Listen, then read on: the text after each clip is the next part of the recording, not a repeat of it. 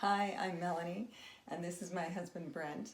And we decided to do something creative and somewhat scary for us, is doing a live video around the subject of trauma, just to bring understanding and awareness to this subject. So I can assure you, because we've never done this before, that it's maybe not going to look very perfect, or there may be lots of mistakes, but it's going to be from our hearts, and it's going to be as authentic as we can make it for you. So thank you for joining us, and so here we go. Okay, as Mel said, we're going to call this Real Conversations with Mel and Brent, and talk to you about her journey and her story, and how hard it is. And I really admire Melanie for you for just having the courage to speak. Chokes me up just thinking about it. Anyways, it is hard for somebody to share their story, and it affects so many people in so many different ways. So I appreciate what you're doing, having the courage to do what you're doing. It's an inspiration to me for Melanie to share her story and just have the strength and the courage to do that. I've known Melanie since she was 16 and I was 19. We met basically as kids, and that was the start of our journey. And so many of the little things that she did early on that we laugh at now, that we didn't understand, that she did, as far as habits she had. I think back to when I would be at work working nights, and you'd keep pots and pans under the bed, knives under the bed, and I could never figure out why. I thought you just didn't feel safe because I was at work at night, but didn't really understand why. So, and then maybe you want to just share a little bit about how it affected your health, and how you got to where you are now. So we're going to take a walk down memory lane, I guess, a little bit. To start with, I think, I had lots of health, issues already surfacing, before we got married. But a memory that comes to mind for me in particular was actually when I was probably around 14 or 15, and I was walking to the pool, and I remember thinking, I had this sensation of feeling such an incredible void inside of myself, and I kept thinking, maybe that will be filled when I'm done this, bronze medallion or bronze cross, or, maybe this void will be filled when I get married one day, or when I have children one day. But what I know now, to all those years ago, is that void that was so present already at a young age was the lack of being connected with myself. And the journey really became about looking everywhere outside of myself to feel this wholeness and feel this completeness. So in regards to health, that's really where the journey started. And I wish I would have had this book, The Body Keeps the Score by Besser Vandal Cork. It gives, tremendous information about how, even if we don't have the conscious memories of trauma, our body keeps the score. And I think because I always was dealing with some type of health issue cropping up, I had a lot of shame and guilt, and even anger towards my body, because I felt like it wasn't doing its job. It was letting me down. Everybody else was having this fantastic, great body, supporting them, and it always felt like mine was failing me, and I just felt really frustrated. Right. So as far as some of the symptoms, I was experiencing, and they started even at a young age with headaches, extreme exhaustion and fatigue, rashes. By the time I was 19, I was diagnosed with my first autoimmune disease.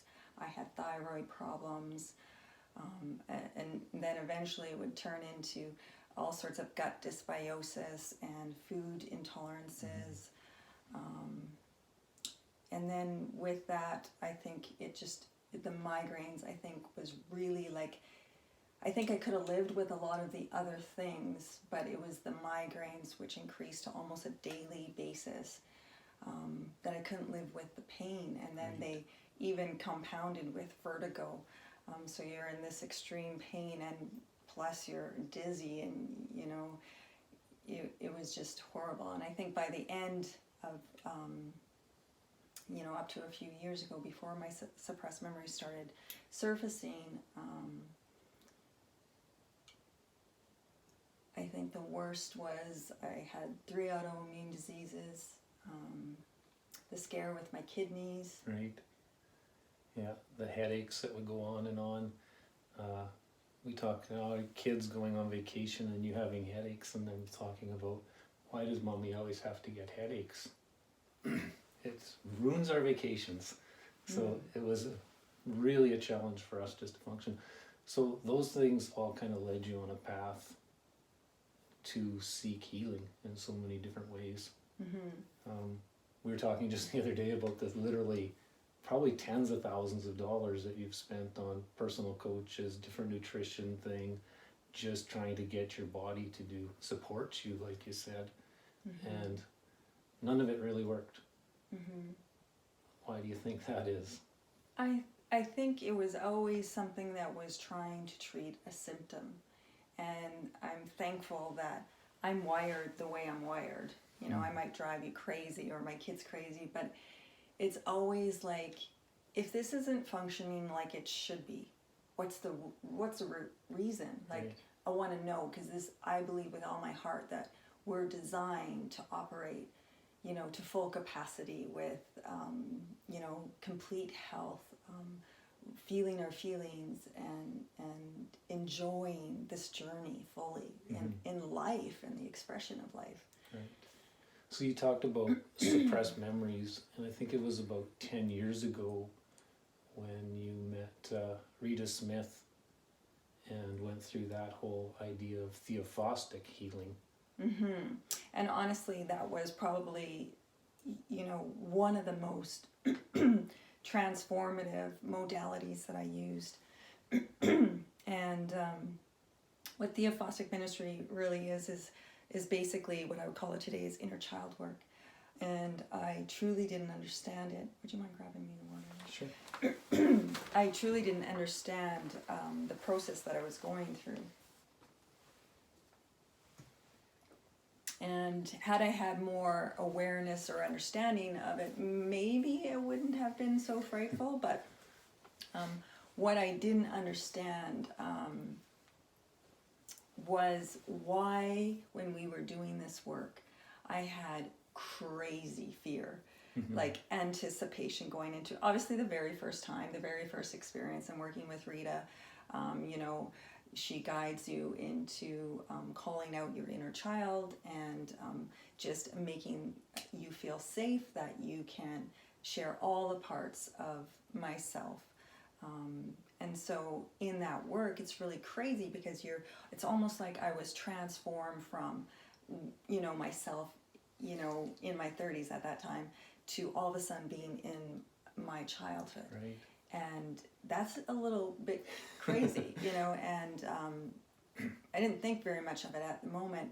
But when you get to the root and it comes out, there's that moment where you have the opportunity to bring divine in, and heal and give yourself what you needed in that moment to allow the wound to transcend. So you get a really euphoric experience coming out of that inner child work. It's like a piece of yourself comes back. So it's really relieving for you to experience that. Yes. But? But I guess I didn't understand the process, and I didn't understand what was going on. And so Rita, being from the U.S., decided, was willing to call me every week and work with me. And because you did a little bit of this with her. Right. And it's hard, it's scary. It's incredibly scary you spend your whole life running from all of this stuff which is unresolved inside of you, to all of a sudden one day coming face to face with it. And that can be extremely unsettling and fearful. And, you know, at the time I didn't understand the modality, and I'm thankful and I have so much gratitude for that work I did do with Rita, because it brought so much of the puzzle together for me. When the memories really started unfolding about 2 years ago, I was able to look back at this inner child work that we had done, and I was able to piece it together. Right. So you talk about pieces. I think back to when, you know, you started working with Rita, and there's little things that scared you, and you were worried about, what is this? It literally scared you away from doing it, where you said, I don't want to take any more phone calls from her. But the strange little memories you would have, and you would share with me, and it'd be like, oh, I don't know, that's just weird. But actually realizing after that they're fragmented memories, that today you've put a lot of those pieces of the puzzle, as you talked about, back together.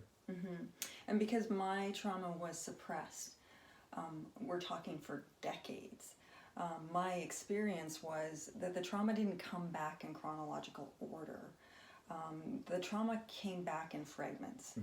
And so I was always getting bits and pieces, and in the process, I really thought I was losing my mind. Like, it's pretty scary that you think you've lived this life and it looks a certain way, and then there's all these chunks of memories flashing before you that you don't understand. And I think that is my heart behind this video. That is the passion why I would be so transparent and vulnerable to share on this level. Because when I started experiencing these things, you know, I didn't know where to go. I didn't know what was real, what wasn't real. I didn't have a map.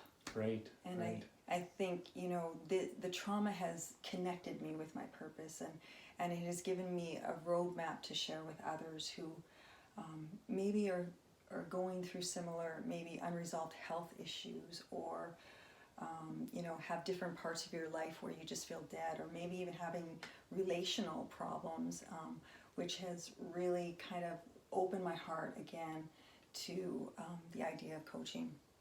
So we're gonna stop here. This was part 1, and tomorrow we're gonna do part 2, which is really going to be around the actual memories that began to surface with the trauma, and then the modalities and how I kind of navigated through all of that craziness.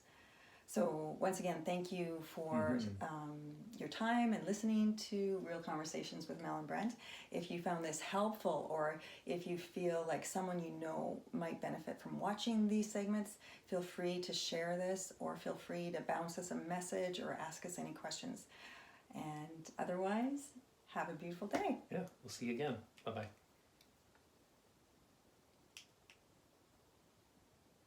It's not stopping.